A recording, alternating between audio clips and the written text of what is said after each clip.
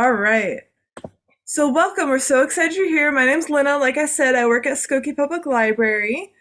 If you want to change your name in Zoom, all you have to do is click on participants at the bottom of the screen, hover over your name, click on more, and then click on rename.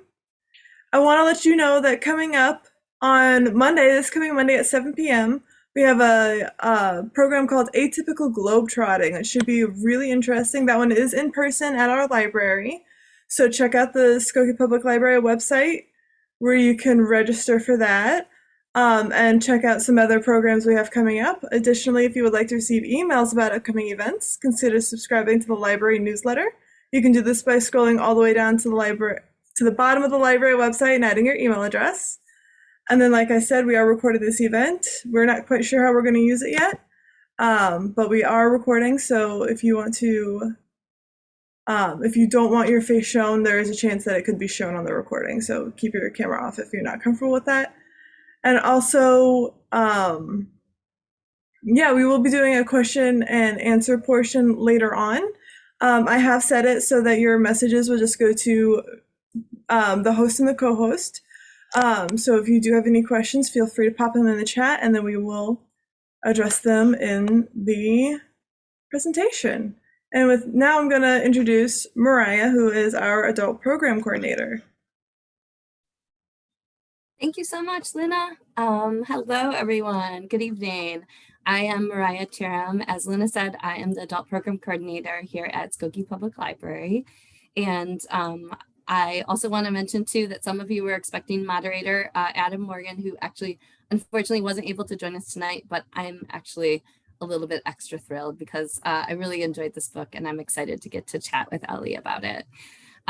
We're pleased to welcome author Elly Fishman this evening.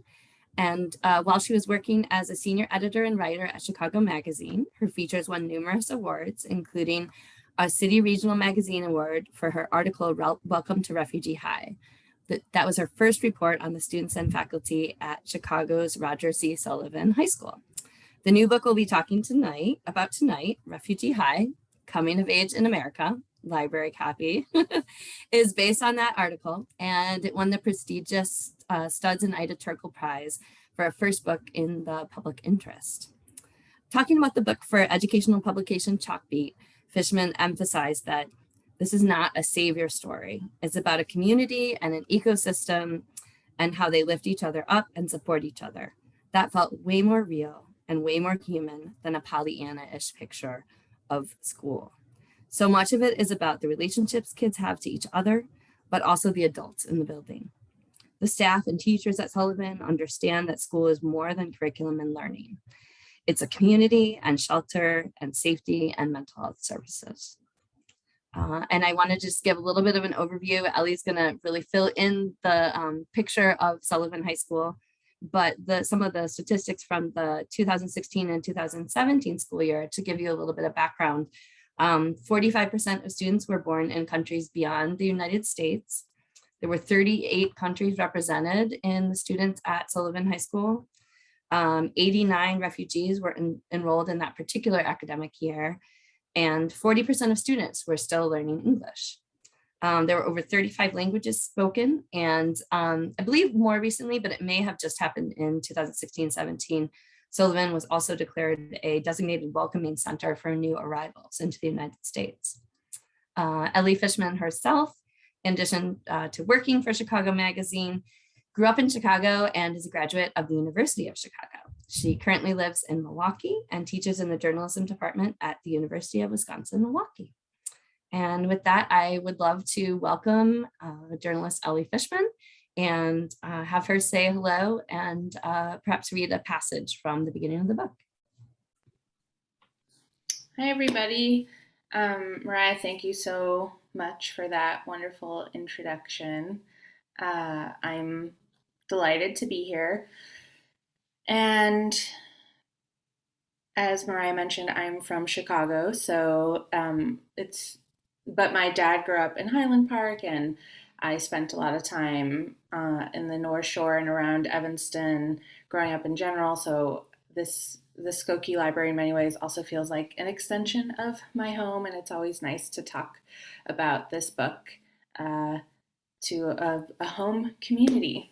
Mariah already graciously showed the cover of the book, and I thought I would start tonight with a brief reading from the first chapter. So, the book itself is 1 year inside Sullivan High School in Rogers Park, not far from Skokie. And each chapter is a month in what ends up being a full calendar year, but essentially the school year. And within those chapters, you're introduced to 4 students and some of their teachers and their families as well. So the first chapter is the first day of school. And one of the students is a young man named Belenge. I gave all the students pseudonyms because I wanted to give them the choice whether to come forward and identify themselves as the characters in the book. And Belenge, as he's named in the book, is a sophomore at Sullivan. It's his first year at Sullivan, and this is his first day at school. Belenge. Pausing just inside the metal detectors, Belenge, who has arrived with his younger brother, Asani, stands frozen at the edge of the Sullivan hallways. The fast-moving stream of students bends around the boys. Belenge and Asani are no strangers to chaos. They were raised in a world colored by makeshift shelters and scarcity of wood, food, and water. Like many young Congolese refugees, the two were born as stateless citizens in the only hospital inside Nyarugusu, the sprawling refugee camp in Kigoma, Tanzania. They grew up among more than 150,000 people without a place to call home, but here, in the hallways of Sullivan, where the crowds of students include groups of tall, broad-shouldered Syrian teenagers, pairs of girls in headscarves and trench coats, and kids with Apple headphones and pristine Jordans, Belenge does not yet understand his place in the school's social order. Belenge has been anticipating his first day of school all summer. He picked out red track pants and a black striped jacket for his first day outfit. He arrived in Chicago 12 months ago and spent last year at the nearby Sen High School. There, he sat in the back of regular classes. Belenge, who still struggles to communicate and express himself in English, couldn't follow the lessons. He also found the rigid structure, long hours, strict attendance policies, nightly homework, frustrating. Everything overwhelmed Belenge when he first arrived in the United States. Belenge and his family had never lived in an apartment. He had never had electricity nor seen a 3-story building. He'd never used a refrigerator or walked into a room full of books. He'd never seen snow or worn a winter coat. Cell phones and social media were novel too. But enrolling at a new school introduced Belenge to a new social anxiety: fitting in. The 16-year-old discovered that strangers often assumed he was Black American, but to Belenge, Black students were just as foreign to him as any of his other American classmates. Not long after Belenge and Asani arrive at Sullivan, a youth manager joins them. She's from Refugee One, the resettlement agency that helped Belenge and his family establish their lives in Chicago. Taking a few steps into the hallway, the counselor shepherds the brothers towards the library. Inside, Belenge spots a coterie of Bembe Congolese families in the corner. His entire body relaxes and he smiles, revealing a set of brilliant white teeth. Among the group, Belenge sees his friends Asengo and Felix. Both boys are from Nyarugusu. Asengo sits with his sister, whose feet are squeezed into high heels and whose eyes and cheekbones are accentuated by thick makeup. She looks like a soap opera star. Felix, who started at Sullivan last year, nods to Belenge. Felix's English is good thanks to hours spent watching American movies, listening to pop music, and reading American books. Belenge figures Felix probably knows every lyric to every Justin Bieber song by now. Felix and Belenge make a plan to walk home together. The two are neighbors now that Belenge's father moved his family next door to Felix's family's apartment. Belenge's father, Tobias, works long hours, and when he isn't working, he drinks. Felix's mother, Shahina, who everyone calls Mama Shahina, looks after Belenge and his siblings. She makes them fufu in the afternoon and spends the evening braiding Belenge's sister's hair. In an environment where everything remains new, Mama Sakina offers Belenge some sense of stability. After greeting his friends, Belenge takes a seat in the library. A student explains in Swahili that he needs to wait for his schedule. Belenge settles in. He doesn't mind waiting. He's used to it. In Nyarugusu, the average family remains in the camp for 17 years before they are resettled somewhere new. Waiting is part of life. So that's Belenge on his first day of school at Sullivan, and we follow Belenge over the course of the school year, and the kind of dramatic arc of his story is that one of his friends who you encounter on the first day, Asengo, ends up getting shot. And part of Belenge's story is the repercussions of that event throughout the Congolese community, but also the impact it has on him and how that raises a lot of issues and trauma for him, and how he learns to negotiate that, both at Sullivan and kind of in his home life too. So that's Belenge. Thanks, Ellie. And I really love how even in that beginning passage, there are references to Mama Sakina and sort of the larger community. And I think in all of the student stories, and Belenge's is an example right there, you really kind of see so many different constellations of relationships and community. And, obviously some of the stories focus on particular students, particular adults, but there is this sense of interconnection that comes as you're reading throughout his arc and others, that kind of fills in a little bit more of just circumstances and the day-to-day, which I really value a lot. It would be easy to look at this as sort of more of a dossier and like just narrowing it into only talking about this student or that student, but the story is really so much larger. So I think Belenge's story, even in that initial part, you're sort of laying the seeds to talk about Mama Sakina and the larger community, which I will say to folks who haven't read the book yet, I found really compelling and really interesting in terms of thinking about how things that happen and responses like ripple outwards into a larger group.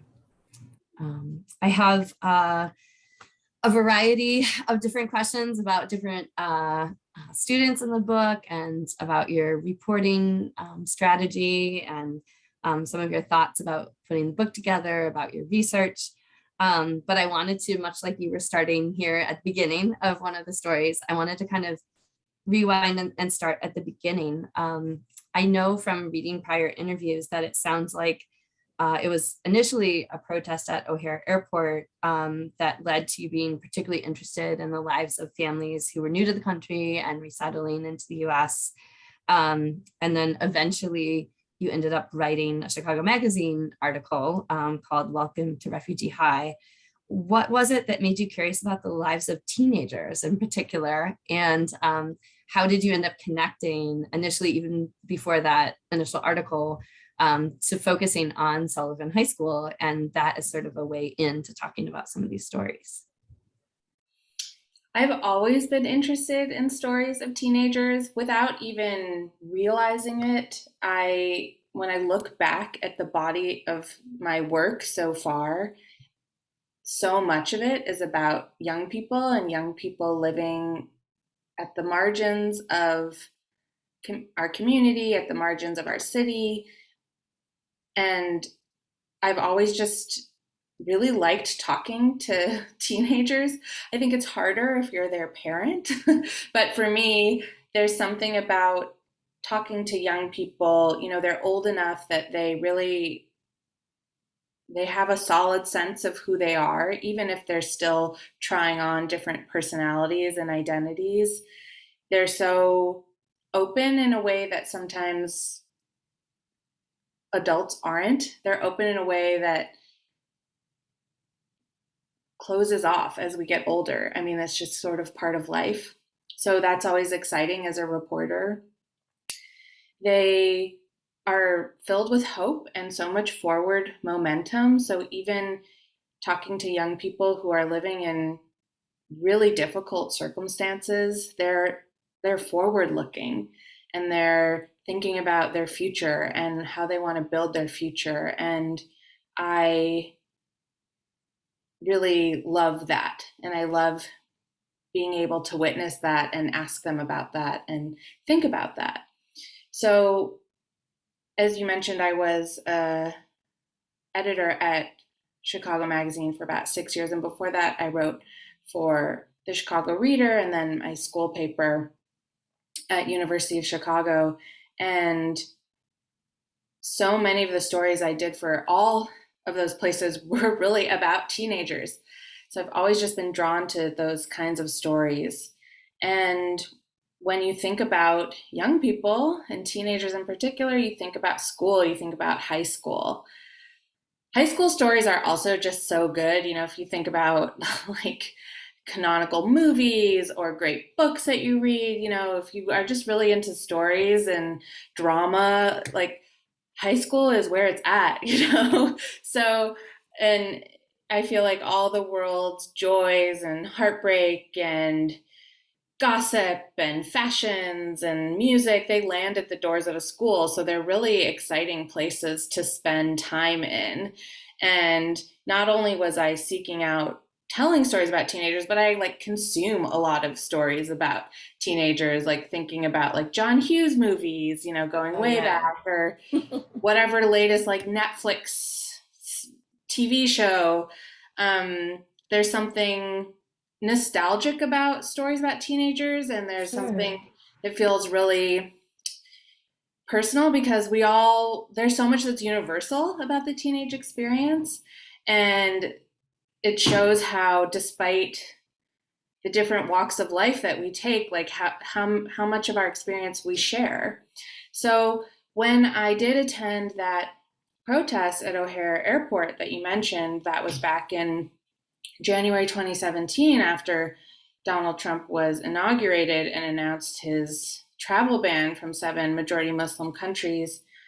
I was not only moved by the people who I found myself surrounded by at the airport, but asked myself, who are the families on the other side of this wall, like at the airport, and what do their lives look like when they land in Chicago? And I was pretty quickly pointed towards Rogers Park, which was a neighborhood I've always really loved. And my husband is from there, so I've spent a good amount of time there and knew it was a diverse neighborhood, but mostly from walking up and down Devon and eating at Garib Nawaz and all my favorite restaurants and popping into shops.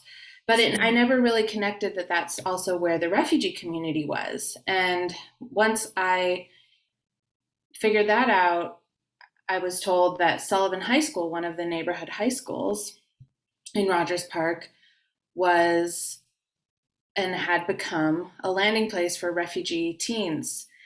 So I paid a visit to the school, and as soon as I walked in, I was completely blown away. You know, I grew up in Chicago, I reported out of many different schools, but I'd never been inside a school like Sullivan.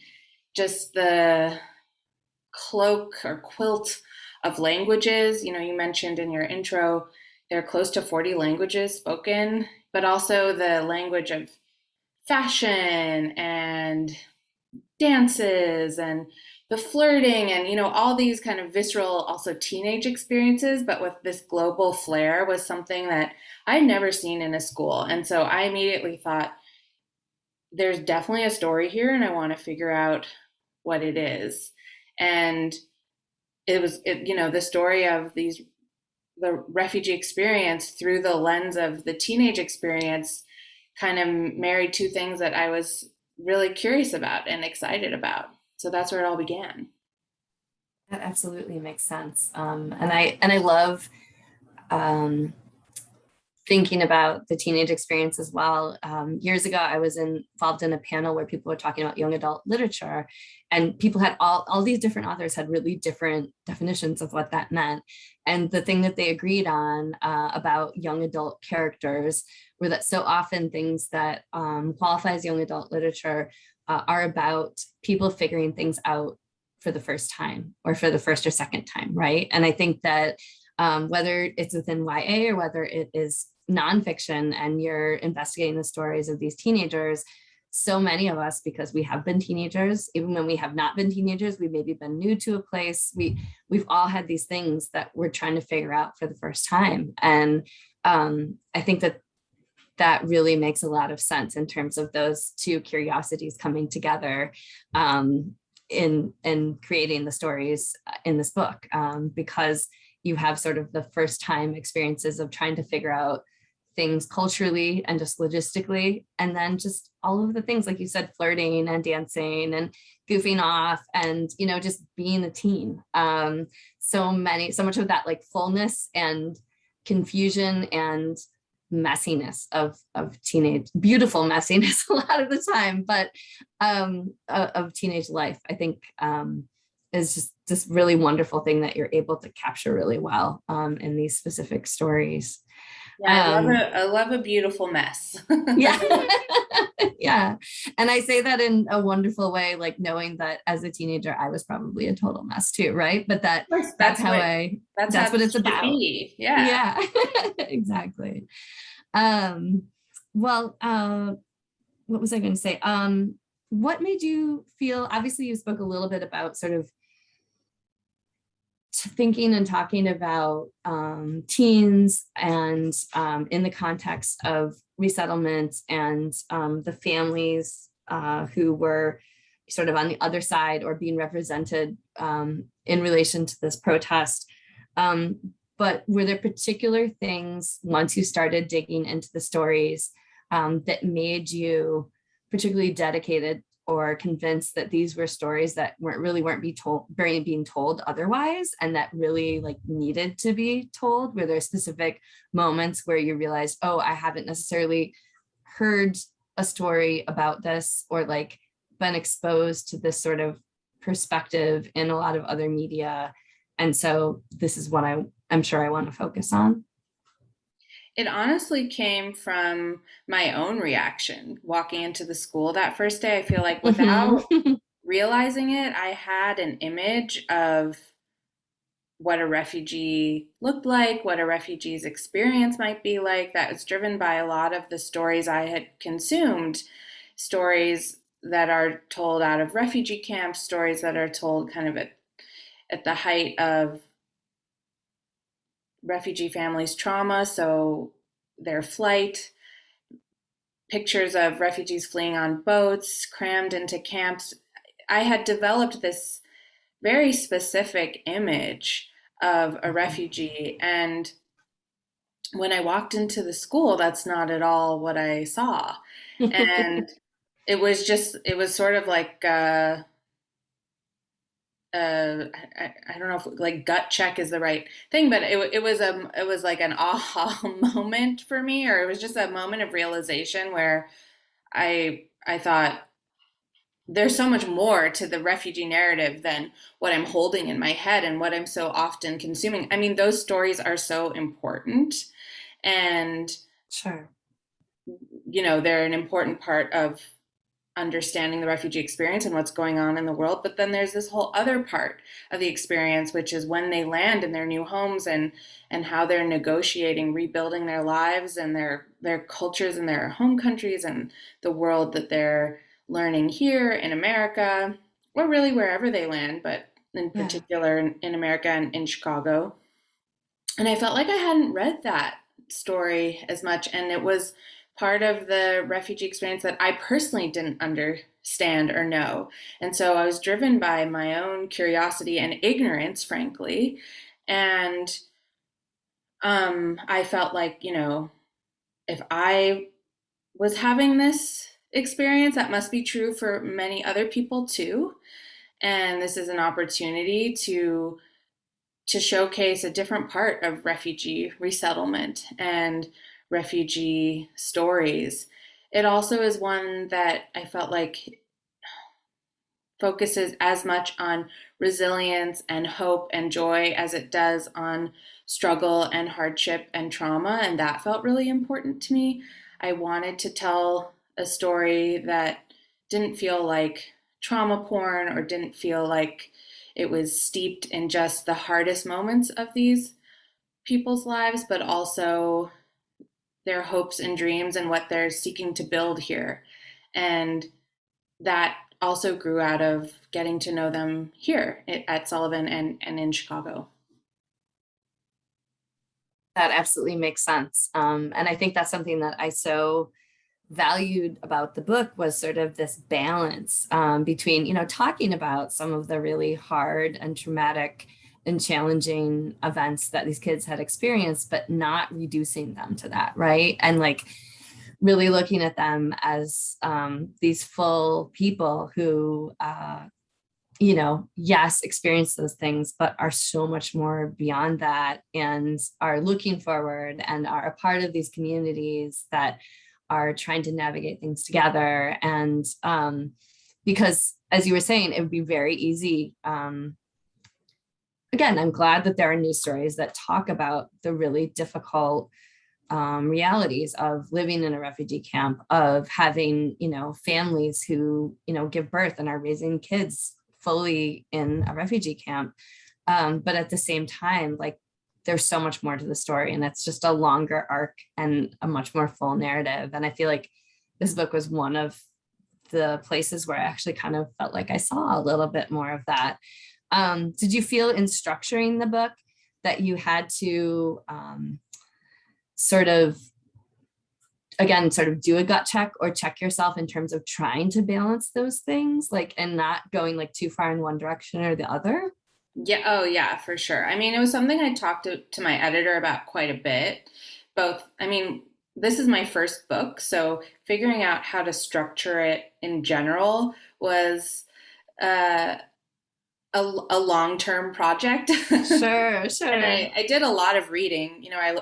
I read a lot of narrative nonfiction and was taking note of how some of my favorite books were structured and thinking Mm-hmm. about how I could mirror that or just map that onto the kind of story I wanted to tell. But within that structure, also being really aware and thoughtful about striking a balance. And the thing about structuring it within a school year is that you can move backwards and forwards in time, right? So it is a chronological book, but within that framework, I am moving backwards and forwards in time a bit and walking through different doors and windows. And that allows me to explore different parts of the resettlement experience because it is so nuanced and layered and complicated. But you can always return to the school and to school life. And it's kind of like a nice reset. Here we are back at school. It's January. Here's what kids are wearing. It's flu season. Uh, it's the dregs of winter, and you can always come back to that space, and it's a nice reminder that okay, these kids, these young people have experienced unbelievable lives and trials and tribulations, but here we are back at school. They're like here they are showing up at the doors of the school again this month, January, February, March, whatever it is. So that was always like a good reminder and good way to bring it back. Got it. Yeah. I also I wanted to tell the stories of their families. So in the book, for those who haven't read it, and hopefully you will, I do tell the story of their families and their flight, and those are almost like chapter interludes. They're stylistically a little bit different, tonally a little bit different, and that's where a lot of that brief history of their family experience and flight and conflict in their home countries is told. And I made that decision relatively early on, and that was actually something that I talked about with my editor because I was having a hard time figuring out how to fit that into the main narrative. And Yeah. once I realized that actually could sit somewhat separately, that really freed me up um, Yeah. in terms of what I could do sort of in the main structure of the book. That makes a lot of sense. And also, I obviously I noticed it while I was reading it, but in terms of just a device coming back to school and like having that as sort of like a through line. Obviously, the book is about the school, but it is nice to like be rooted in that like physical seasonal reality of, oh, it's Chicago, it's dark and dreary. Yes. And slushy, and and we are in this time and everyone is experiencing that. And I think that it helps, yeah, just sort of like helps me as a reader understand that this is kind of like a cycle of a full year, right? And the time that is passing throughout telling all of these different stories. One thing that I noticed along with the interludes is that along with writing about the teens themselves, you weave in the stories of several key adults. So you had mentioned Mama Sakina. You talk a little bit about Chad Adams, who's the principal. You talk about a key teacher, a social worker, other parents of the teens. Why did it feel important to show the networks around these students and not just the students themselves? And then related to that, did you start out with a clear idea of who those adults might be, or was that something that kind of emerged throughout the process of researching and talking to the students and reporting? Well, I'll start with the folks at Sullivan. So, the teacher who you mentioned, who is definitely a main character in the book, is Sarah Quintens, who is the chair of the EL department.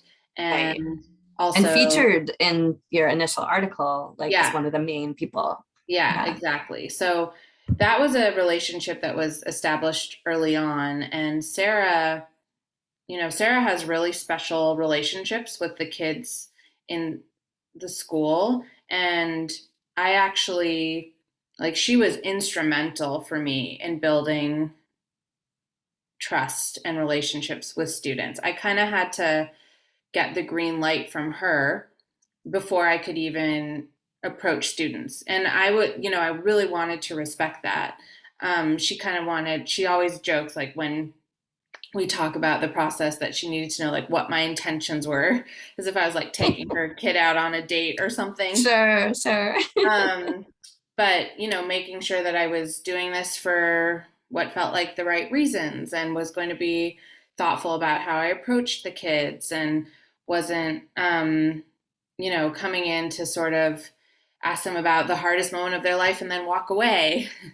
And so Sarah was always a central figure in my reporting, and then in the story too. She's also just a really complicated, dynamic, messy person, and so as a writer, you're like, oh well, she's a great character. He's She's got to really be part fun of to read the about and like try to understand. Yeah, yeah, definitely. yeah. Mhm. So that like I met her, and I was just like, the lights just go on. You just know. You get that spidey sense as a writer.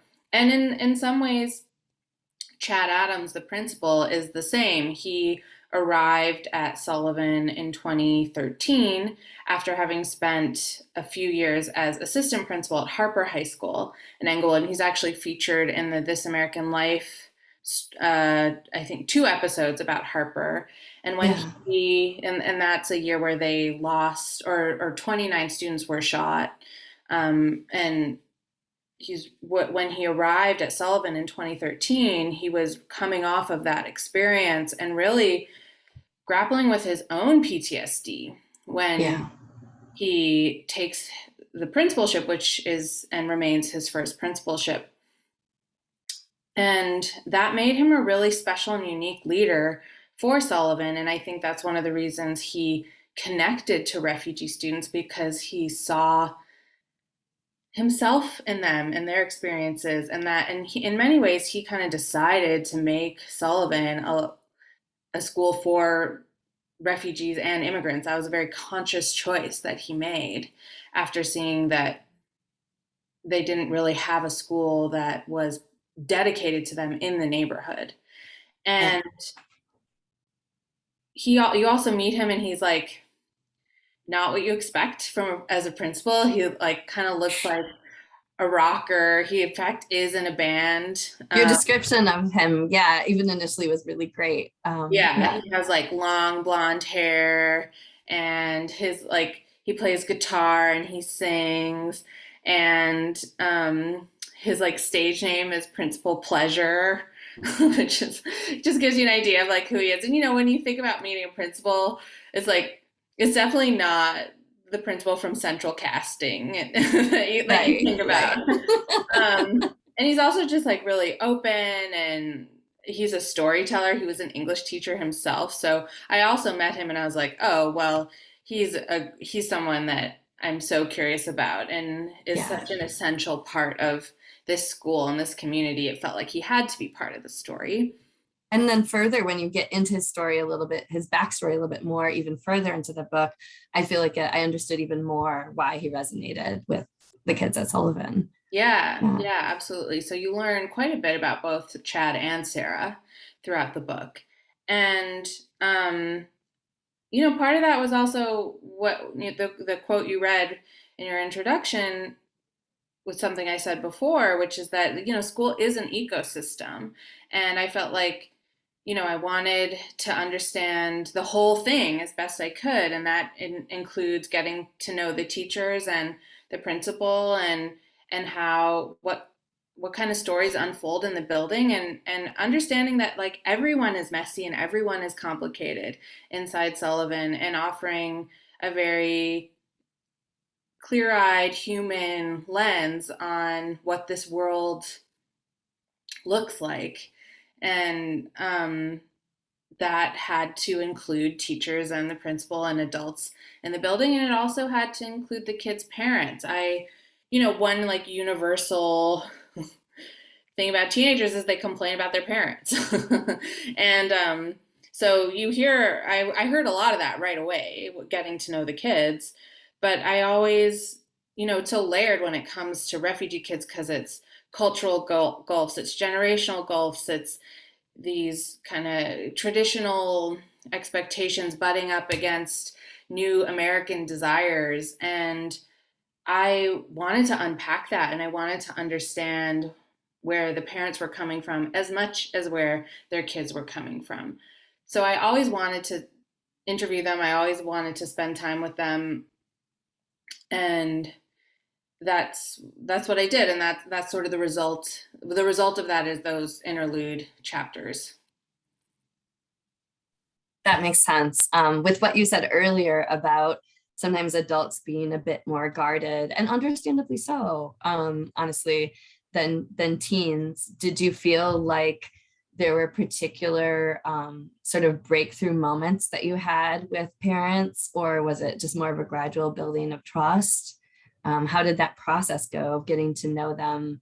I imagine that you kind of got to know them through their teens first, but just in terms of, yeah, that reporting process, I would imagine that perhaps if you would just sit down with someone and ask them a bunch of questions, they might not be as open immediately as a teen might be.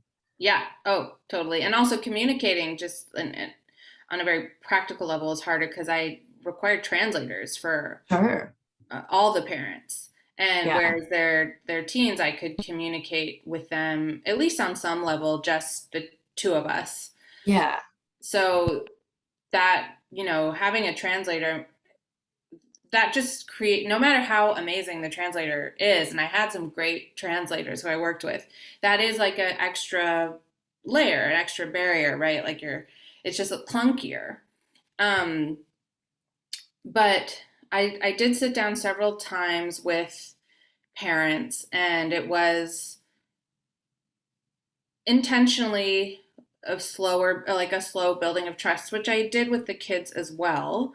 But I also think when they kind of saw that I already had a dynamic with their children, that put them at ease. So I think in many ways that helped. But certainly, so one interview that surprised me and will forever stay with me is actually Belenge's father, Tobias. And he was one of the last parents and really like last set of interviews that I did, because I had been told for a long time throughout reporting and getting to know Belenge and Mama Sakina and their community that Tobias likely wouldn't talk to me, that he was a very closed off person, he was a very private person, and in many ways a very uh, strong but broken person. Life has been incredibly cruel to Tobias, and you can feel the effects when you see him, when you sit with him, when you talk to him. So I had been told, don't expect anything. I got a translator and I expected maybe I would be there for 10 minutes and then go, because I don't want to push him to share beyond his comfort level. But when I showed up at his house on a Sunday morning, he had invited like 10 men from his church, and they were all sitting in a circle Oh, and wow. excited to share and eager to share their own stories of flight. They were all also Congolese. And his kids stayed in the room too. And I felt like these were stories that his kids had never heard either. Wow. Getting a group of 16-year-old boys to sit in a room for what ended up being 3 or 4 hours is not Wow. an easy task. So, there was something really powerful happening in that room. And so all these men went around and were telling me their stories. It was a lot of work for my translator, I have to say. Oh, I bet. He was really working his butt off. But at a certain point, we kind of turned it back to Tobias. And I still didn't really know what to expect, but as soon as he started talking, I mean, he just told me the most harrowing, heartbreaking story, like among the most harrowing, heartbreaking stories I've ever heard. He lost 9 children, he lost 3 wives, he fled in the middle of the night with just his daughter on his back during the first Congolese War through the jungle to make it to a refugee camp, and where he would later spend 20 years and before coming to America. And when he was telling me this story, he told me that on nights when he couldn't calm his 2-year-old daughter down, he would just sing her a lullaby that he had learned from one of his wives. And he started singing me the lullaby. And I it just like shook me to my core, having come in expecting so little, and then to sit here hearing this like haunting song that he's singing me and realizing that this is probably not a story he's told before. It's probably not a story that his children have heard before. And what a powerful moment that was. I mean, that will stay with me forever. And I felt so lucky and privileged to witness that and to help him share that story, and realizing the power of sharing one story. And it was a great reminder of, like why I do this work, and why I want to continue doing this kind of work. Yeah. Wow. Yeah. I not even hearing that, but I sort of got goosebumps. It's just songs and the human voice can be such an intimate thing.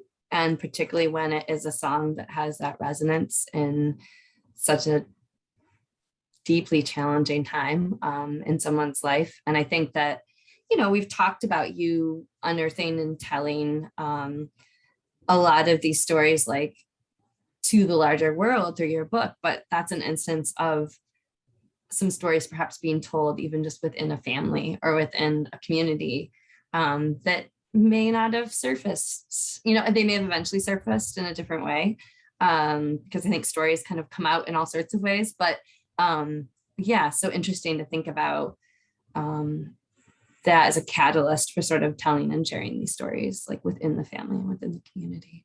It's Yeah. really amazing. Well, gosh, I'm like really moved, but I'm also just realizing that we only have a little bit of time left. And I know that we've promised our participants and audience here that if they had questions, if they've read the book, or if maybe they're curious about the book or your reporting process, that they can ask questions. I have one more question for you, just from me, but while I'm posing that to you, I want to invite anyone who is on the Zoom right now to type in any questions via the chat. And we aren't going to be necessarily taking people off of mute, but if you can type your questions into the chat, Lina, who's the other host from Skokie Library, and I will pose those questions to Ellie for her to answer. And before we get to that, and to give folks, a moment to type a little bit, I'm just curious, coming off of this project, I mean, obviously this was a really long-term project of research and reporting, of forming it into a book, of, a lot of editing, and now the book is out in the world. And I'm curious, with all of sort of, obviously that story isn't like done for the people living that, but with all of the things that you're naturally curious about in terms of teenagers, in terms of, communities, what are some topics that you're finding really compelling or that you're really curious about now? They could be directly related or not directly related, just in terms of looking forward in your own writing. It's a great question. I will say, so, I've taught magazine feature writing at University of Wisconsin-Milwaukee for the last few years. And one of the challenges of not only teaching this work, but doing this work in COVID is that we haven't been able to go out in the world and immerse ourselves in corners of the city or whatever community in ways that as a reporter I'm used to. And this was such an immersive reporting project. And that's my passion. That's what I love to do, is sort of steep myself in a space or a group of people and try and really understand it as best I can. It's like basically impossible to do from your desk. So it's been hard to think about what to do next, but of course there are also so many issues and themes that have emerged in the last 20 or so months that just so clearly need to be unpacked. So there's so much inequity, there's so much trauma, there's so much resilience there. So many of the themes in this book are showing themselves across our society and community, among young people and among adults. And the thing is, and this is what I always like say to my students, is okay, there's like the theme and there's the idea, but then you got to find the story. So the story lives in people and in spaces, and in order to find those stories, you got to be able to meet those people and go to those spaces. And now, it's like the world's opening up. There's there's more opportunity for that, but it's been challenging. I mean, I'm certainly interested in continuing to think about stories of immigrants and refugees, especially now that, there's going to be refugees arriving again in this country after 3 or 4 years of almost no refugees coming in to the US. I'm also interested in, I've been reading a bit about the healthcare system and what it's like to negotiate that as an immigrant and refugee in a place like Chicago. I think there's a lot to unpack there, in particular, like women's health. But again, it's like, okay, where's the actual story? So I guess the real answer is there's so many things that I have to figure out I don't yet have a super specific idea of what will come next. Sure, because maybe that comes from some of the individual stories of talking to people within these topics. Right. That makes sense. And yeah, the ways that we're able to interact with people are just so different right now. I see here that I have one question that someone has sent in Lina, I don't know if you have gotten other questions that I may not have gotten to, because it looks like I am not technically a co-host, so I'm not sure if I may have missed a few. But I'm going to go ahead and read the one question here. And then if we have others coming into Lina, she can follow up too. So this is a question from Barb. She says, thank you, Ellie. Sounds like a powerful book of almost a qualitative research like Evicted on housing in Milwaukee or some other wonderful documentary like books and your sensitivity with these teens.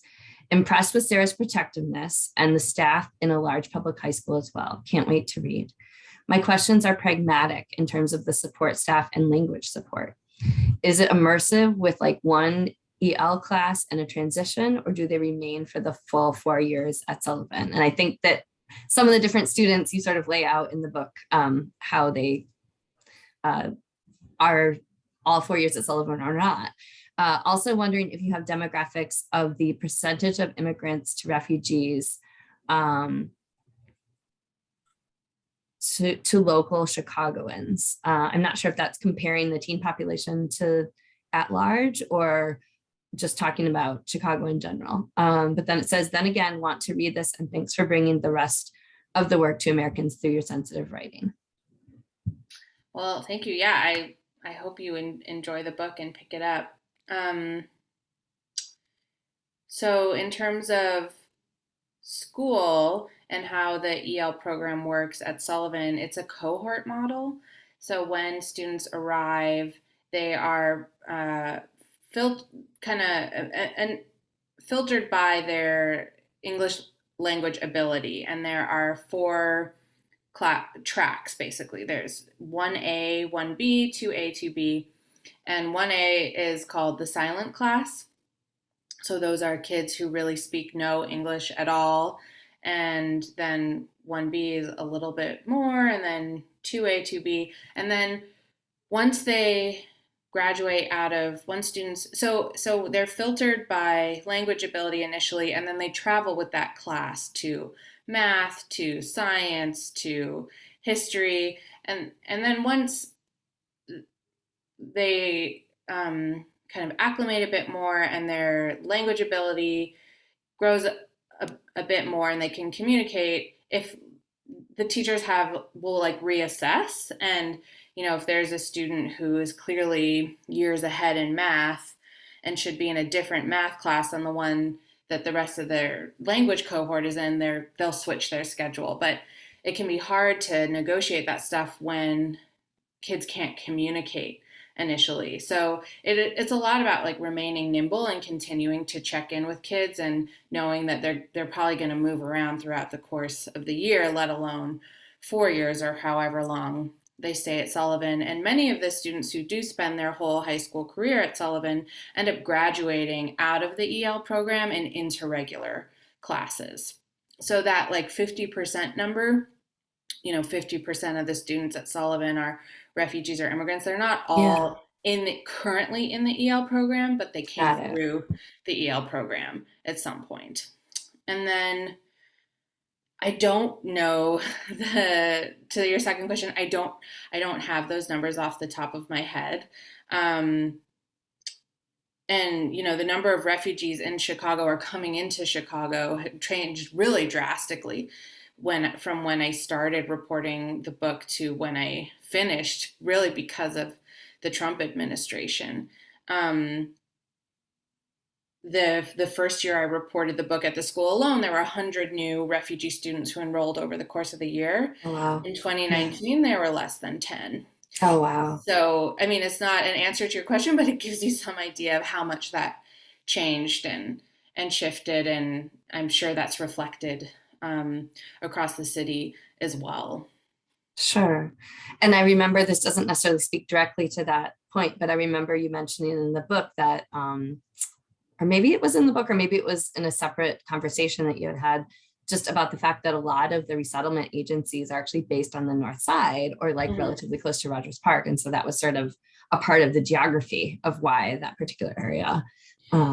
Right. Because when you arrive as a refugee through a resettlement agency, the first thing that happens is you get placed in housing. And so the resettlement agencies, which are mostly in kind of uptown Rogers Park, they have longstanding relationships with landlords and buildings in those neighborhoods. So that's where a lot of refugees are resettled initially. And then, of course, your address determines what your school is. So Sure. that's why a place like Sullivan ends up being the neighborhood school for so many kids. That totally makes sense. I know that we're coming up on time. Lina, do we have any other questions that folks have submitted or asked?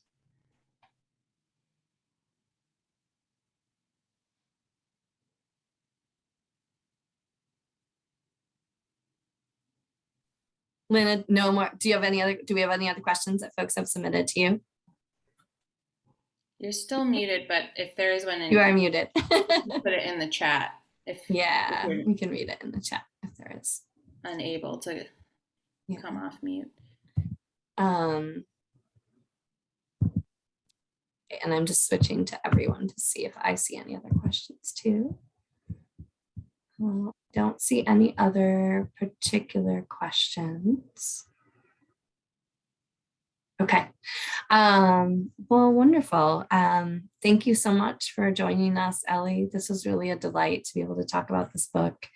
I know that we mentioned at the beginning, and I held up our very shiny library copy, but we do have, I think 6 or 7 copies of this in the Skokie Public Library collection. They're all checked out right now, but there is a hold list if folks are watching and interested in checking it out from the library. And then in addition, if you go ahead, okay, there's one last question I'll try to squeeze in, but I just wanted to say, in addition, if you look at the event listing on our library website, there's also a link to purchase the book directly from the bookstall, which is our local bookseller that we work with. And they have plenty of copies of Ellie's book as well. So that is a way that you can get your hands on that if you don't want to be on the hold list, or if you just want your own copy to mark up and highlight, which, you know, can be its own particular type of reading.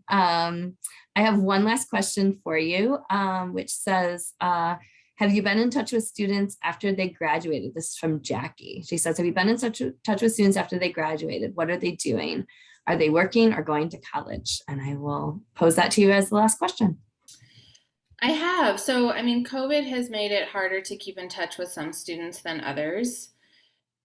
One of the great things about reporting out of a high school is if you lose touch, or if they're ignoring your calls, or they change their number, they're gonna show up at school at some point, so you can find them. So without that, it's trickier. But a few of the young people in the book are now in community college and working and doing great. Belenge, who I read about, is living in Appleton. There's actually a growing Congolese community in Appleton, and many of them work at a meatpacking facility up there. And he ended up graduating from a high school up there as well. And he's supporting his family, and I think he hopes to go to school, but is also needs to make money as several younger siblings. And his dad is kind of in and out of work. And Alejandro, who is an asylum-seeker in the book, is working. He has a kid now, and I guess we didn't really talk specifically about him, but the tension in the book for Alejandro is that his second and final plea for asylum is hanging over his head his entire senior year of high school, and his court date is set 3 days before he's supposed to graduate. And then you find out that it's actually pushed. I'm kind of giving away the spoilers, but or these are spoilers, I mean. And he's still waiting. He is okay. Yeah. Is the short answer to that. So, you know, I do my best to keep in touch. I reported this book for over 3 years, so you definitely become part of each other's lives, and I feel really invested in these kids and where life takes them. So I'm definitely trying to keep up with them and check in on them on a regular basis. Yeah, that's great. Well, you can say that it's a spoiler, but at the same time, I think that there's so much in the book that just knowing that fact isn't necessarily going to be a full-on spoiler. Oh gosh. Is there anything else that before we close with, is there anything else that you would like to share with our audience today, or any thoughts to leave them with? Oh, I'm just so grateful for your interest in the book. And, I feel like learning about these young people's lives made me a more empathetic, worldly person. And, one of the hidden projects of the book is to encourage others to seek out stories like this, to help share stories like this, to elevate stories like those of these young people. And, I feel like we would we would all be better neighbors, more better citizens, more empathetic humans by learning about young people like those in Refugee High. So I'm really grateful to be able to talk a little bit about their experiences and share them with you. And I hope you do read the book and share them with folks who you think would be compelled by these amazing young people and their stories. Absolutely. Well, I know that I personally have a few people on my list who are going to be getting copies of this book. So I am sure that I'm not the only one. Thank you so much for your time this evening, Ellie. This was really a pleasure. I'm glad that we got to discuss the book a little bit more. And as I mentioned, if folks haven't read it yet and are interested in checking it out or buying it from the bookstall, you have both of those options there for you.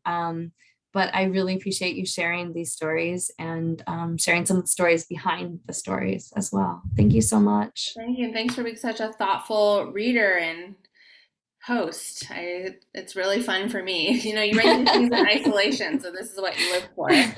Sure. How people engage with the book and with the story. Absolutely. So. After it's out in the world. Yeah. Wonderful.